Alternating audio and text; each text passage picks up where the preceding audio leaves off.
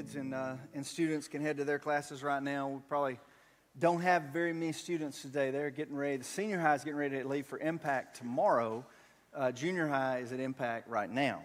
And so pray for a great week of camp for them. I do want to say happy Father's Day to all the fathers out there. Thank you for being with us this morning at Murray Hills. And I want to thank Tiffany for the song that she just sung. That's a new song to me. I think that's the second time that I've heard that, Come Jesus Come. But considering where we're at, it's such a fitting song. There's just been so much violence locally, nationally, internationally. And I want to just encourage us to pray for peace. You know, Jesus said, "Blessed are the peacemakers, for they will be called the children of God."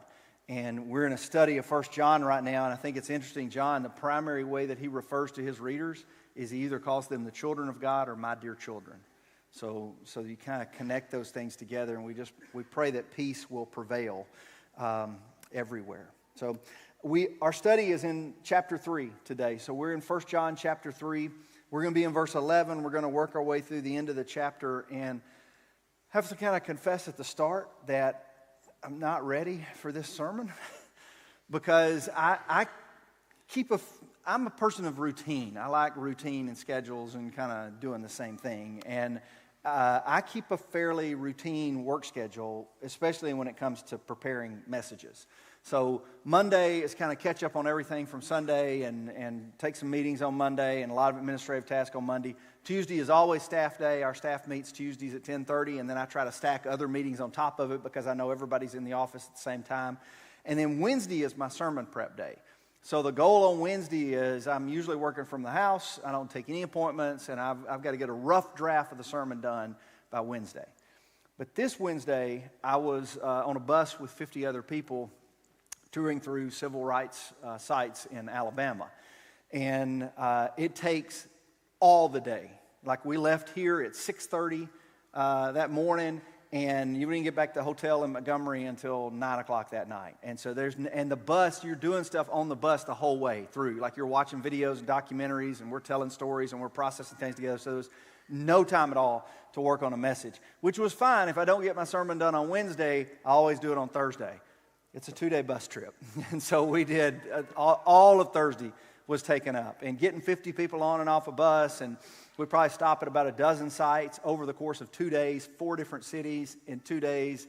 It's a lot. And then this year, we had the pleasure of our tire going flat on the bus, which is the first time I've ever been in a bus when the tire goes flat. And you can't just jump out and change those things like you can if you're in your truck. Apparently, you got to call somebody that knows what they're doing. And it was 10:30 at night somewhere in rural northern Alabama. Takes a little while to find somebody that can come out and change a tire on the side of the interstate. So we didn't get back here till 1 a.m. on Friday. And then Friday, had a couple of appointments on Friday, took Roman up to Impact on Friday, and suddenly I turn around and it's Sunday morning and I'm driving to church going, uh-oh, what are we going to do? No, I did a little more prep than that. But, suddenly it's Sunday and here's a text. We got to talk about John. What are we going to talk about? The good news is this. This section of John is fairly easy to understand. This is probably his clearest. There's a lot of clear parts throughout John, but I'm just saying there's nothing strange in here. Like last week, we're talking about the Antichrist and, the end of the world and, false teachers and all that kind of stuff. There's none of that in this particular section of John. This is just John saying, you got to love each other. And I'm going to tell you how to love each other, and I'm going to tell you the consequences of not loving each other. That's all we're talking about today. So we're going to read it. I'm going to talk just a little bit about it, and I got a couple illustrations, and we'll probably get out early today. Of course, now that I promised that, I may just get rolling, and you never know. But we're going to be in 1 John chapter 3, verse 11. So it says, "For this is the message you have heard." Now, you got to remember, this was in verse 10, John said, "This is how you will know, people will know that you are the children of God, if you love your brother and sister." That's how they'll know you're the children of God. It says, "For this is the message you have heard from the beginning. We should love one another. Do not be like Cain, who belonged to the evil one and murdered his brother." And why did he murder him? Because his own actions were evil and his brothers were righteous. "Do not be surprised, my brothers and sisters, if the world hates you. We know that we have passed from death to life because we love each other. Anyone who does not love remains in death, and anyone who hates his brother or sister is a murderer. And you know that no murderer has eternal life residing in him. So he says some very strong things here. He mentions Cain, and that's the story from Genesis chapter 4 about Cain and Abel. That's the sons of Adam and Eve. Cain murdered Abel, and he kind of ties this back in with this section about like just don't have hatred in your heart like that. And then he says that anyone who does not love remains in death, and anyone who hates is like a murderer. I mean, he equates hate to murder. And all he's doing is saying in very strong terms, love is not an option for followers of Jesus. It's just not. It's not like I don't really want to love this person. I don't really feel called to do this. No, it's just not an option.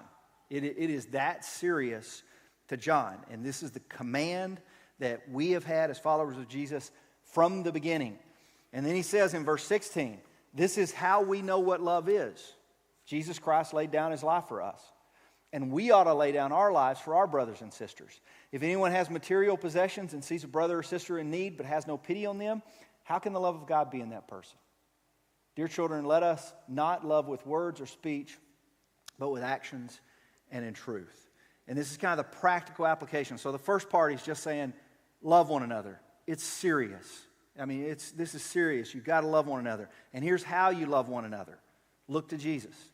Jesus is the example of perfect love. His sacrifice is the example of what perfect love looked like. And if you want to show your love to other people, then you got to sacrifice in the same way as Jesus. But he immediately ties that to material possessions.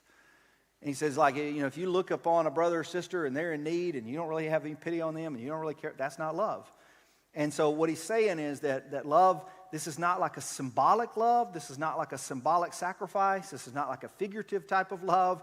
It's one that actually makes a difference in the lives of others. And he closes that last sentence, to me, is the most powerful sentence in the entire text today, that let us not love with words or speech, but with actions and in truth. And what he's saying is, love is just not something we talk about.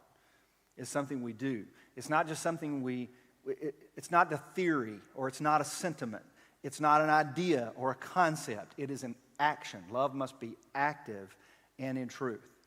And I'll tell you, on this bus trip that we took, I got to see lots of examples of that. But I want to share a couple of stories that were new to me. This is the fourth time that I've led that trip, and so I'm familiar with some of those stories. But there were every time you go, you learn something new. And one of the places that we stopped, the last place we always stop is in Selma. And in Selma, Alabama, we stopped at this church right here, Brown Chapel AME Church. And this was a picture taken in '65. Brown's Chapel AME Church was where protesters gathered and prepared for the Voting Rights March from Selma to Montgomery. And so it's this historic sanctuary. Dr. King spoke there. John Lewis spoke there. Malcolm X spoke there. And we always meet a lady there by the name of Joyce O'Neill. Joyce was 16 years old at the time of Bloody Sunday. And her family was a part of the church. She's been a part of that church her entire life. So we get to listen to her talk about firsthand accounts of this is what it was like when Dr. King took the pulpit, or this is what it was like when we marched across that bridge, or this is what it was like when we got driven back to the church. And so she tells all these stories of firsthand experience. And I've heard her talk 4 different times.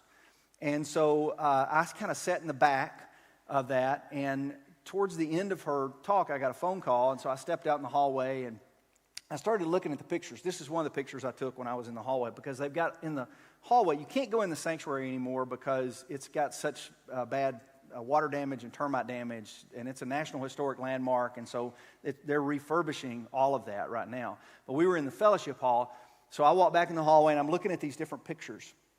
And one of the pictures that I saw is of a hero that I didn't know about. This guy right here is Bishop I.H. Bonnor.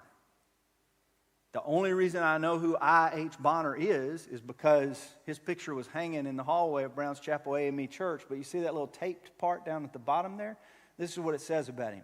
Bishop I.H. Bonnor defied a city ordinance and ordered the doors to historic Brown Chapel AME Church to remain open during the voting rights movement as a refuge to those whose safety was in danger. And I thought, that's an example of what John's talking about. We're called to love. And if you love in the way Jesus calls you to love, people may hate you for it. I mean, the bishop was hated for the stance that he took. But we are called to love. And love is still a radical concept. And we're called to love not just in words and speech, but actions and truth. He could have preached about love, and I'm sure he did. But what made his love real was that he took action. He didn't just preach it, he practiced it. And he practiced it, in this case, by defying a city ordinance and providing the church as safety and a refuge during the voting rights march. And on Bloody Sunday, that was the first place that people ran to. And Joyce describes officers on horseback coming up onto the front steps of that church. But it was the refuge where people could come, and they knew they'd be safe in that church. Another story I heard, my friend Trent told it, and I'd never heard it before, was about Fred Shuttlesworth. He was a pastor in Birmingham during the 50s and 60s and very prominent in the civil rights movement and the Children's March during 1963 in Birmingham.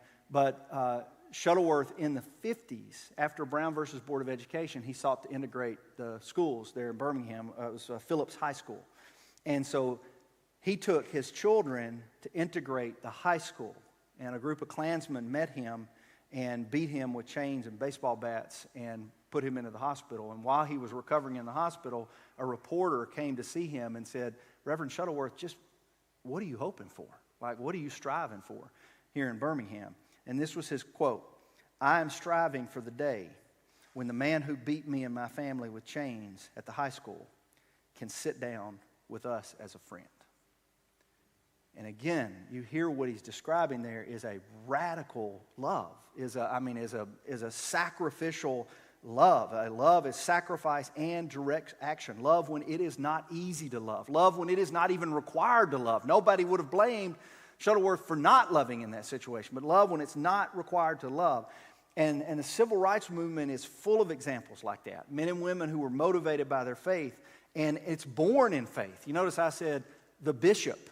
And you notice I said the reverend. I mean, it was a movement that was fueled by faith. People who were followers of Jesus and took the Sermon on the Mount seriously and then sought to change a nation and ended up changing a nation as a result. But there's examples of this throughout history. This just happens to be the particular history that I've been immersed in the last week. But you can look at examples from the 1960s all the way to the first century of where Christians boldly took a stand for love, and it drew people to Christ. Matter of fact, if you look in the earliest documents of Christian history, like going back to the 2nd century, late 1st century, early 2nd century, one of the things that struck Roman citizens, or the pagan rulers of the day, one of the things that struck them is that these atheists, and they were talking about Christians were the atheists in the 2nd century because they refused to worship the Greek gods or the Roman gods. You know, they worshiped, this God Yahweh, and so they were considered the atheists. But said one of the things that struck them was that they're committed to care for the poor and the sick and the vulnerable.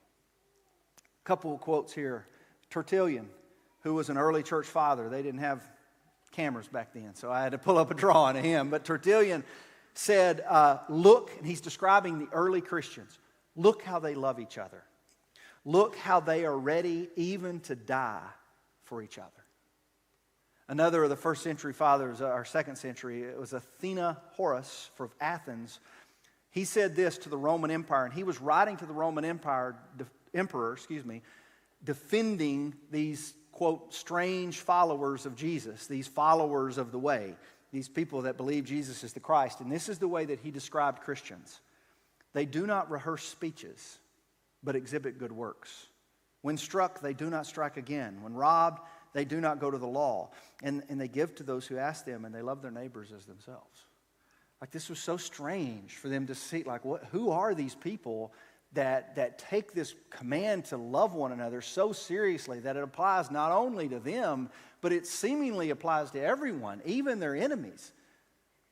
Julian, who was an emperor in the 4th century, and I don't have a picture of him or a drawing of him, not a Christian, but he commented about the quote-unquote impious Galileans. And what he said was that they support not only their own poor, but ours as well. And Julian was like, what's the matter with these people? Like, this is not normal. This is not what you do. I mean, these are the folks that seemingly love everybody. It just makes no sense. Why are they responding in this way? It's almost as if they followed a teacher who taught that the most important thing you can do in your faith is to love the Lord your God with all your heart, soul, strength, and mind, and to love your neighbor as yourself. It's almost as if they took the Sermon on the Mount seriously. It's almost as if they read the book. They read the letter of John and like, man, this is serious. This is what we're called to do. And they read what Paul said about it, and this is what we're called to do, and what Peter said about it. Like they read stuff like this. John wrote this just 90 years earlier than Tertullian or the Athenagoras. He wrote this. This is his command, talking about Jesus' command, to believe, or God's command, to believe in the name of his Son, Jesus Christ, and to love one another as he commanded us. The one who keeps God's commands lives in him and he in them. And this is how we know that he lives in us. We know it by the Spirit he gave us. A Christian is someone who believes that Jesus is the Christ, and he's the Son of God. And then we live our lives according to his way. And his way is love. And he teaches us all throughout the New Testament. And John says this goes back to the very beginning. You can go back to Genesis if you want to. But God's command has always been love. And so love ought to be the primary characteristic of Christians. People ought to be amazed at like, who are these people? These are the people that love in all circumstances. So the question is real simple. Do you think the same thing would be said of modern Christians? Like what Tertullian said about ancient Christians, what these early church fathers or even emperors said about ancient Christians, or even going back to the civil rights movement and the Bishop and the Shuttlesworth and other, do you think that modern Christians, that the main thing that people would say was, oh yeah, I know some Christians, and I don't necessarily agree with everything that they teach. I don't necessarily agree with all of their standards, but I got to tell you what, those are the most loving people in the world. I mean, those are the people that care for the poor, care for the sick, care for the vulnerable, speak up against those that are suffering injustice. I mean, I don't know that I'm necessarily a Christian, but you can't deny that Christians love people. Is that the way people would define quote-unquote church folk today? And if they don't, then why not? If they're not defining us or describing us in that way, if that's not the primary characteristic, then why not?